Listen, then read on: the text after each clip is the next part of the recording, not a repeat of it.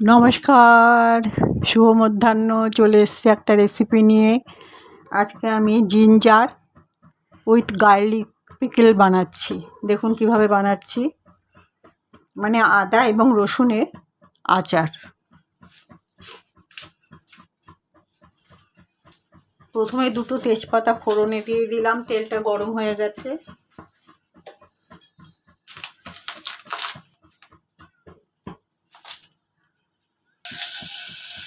পাঁচ ফোড়ন দিয়ে দিয়েছি। এবার আদাগুলো কেটে রেখেছিলাম সেগুলো দিয়ে দিচ্ছি।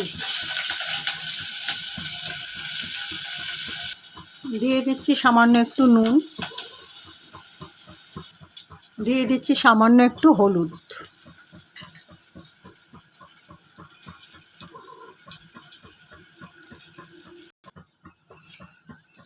গার্লিক এবং জিঞ্জার একসাথে পিকেলটা বানাচ্ছি। আমি ওখানে জিঞ্জারটা দিয়েছি, এখন আমি এই গার্লিকগুলো দেব। তবে আমি এই প্রসঙ্গে বলে রাখছি, গার্লিক দেবার সময় তার চোকলাগুলো কিন্তু ছাড়াবেন না। এটা মজে গিয়ে এমনি চোকলাটা আলগা হয়ে পড়ে যাবে, তাতে স্মেলটা অনেকটা বেশি হবে। আমি চোকলা ছাড়াইনি, ধুয়ে নিয়েছি ভালো করে রসুনের কোয়াগুলো। এবার দিয়ে দিচ্ছি গোটা একটা পাতিলেবুর রস, আমি এবার করে নিচ্ছি। দিয়ে দিচ্ছি একটা গোটা লেবুর রস।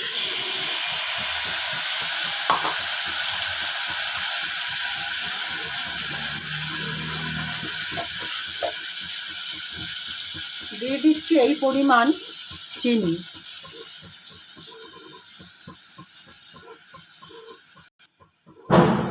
এবারে দিয়ে দিচ্ছি দুটো কাঁচা লঙ্কা। কাঁচা লঙ্কাটা মূলত আমি স্মেলটা সুন্দর হওয়ার জন্য দিয়ে থাকি। এবারে আমি সামান্য একটু জোয়ান দিয়ে দিলাম।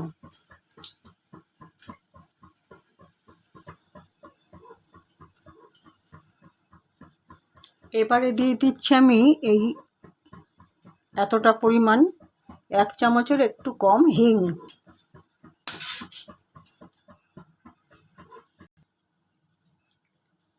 ঠিক এরকমটি হয়েছে।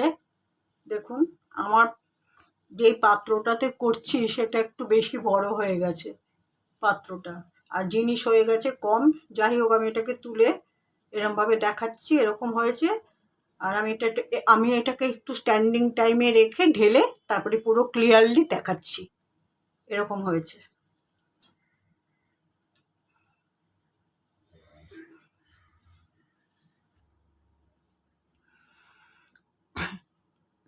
গার্লিক উইথ জিঞ্জার পিকেলটা আমার তৈরি করা হয়ে গেছে এবং স্ট্যান্ডিং টাইমে রেখে আমি ছোট্ট বাটিতে ঢেলে নিয়েছি।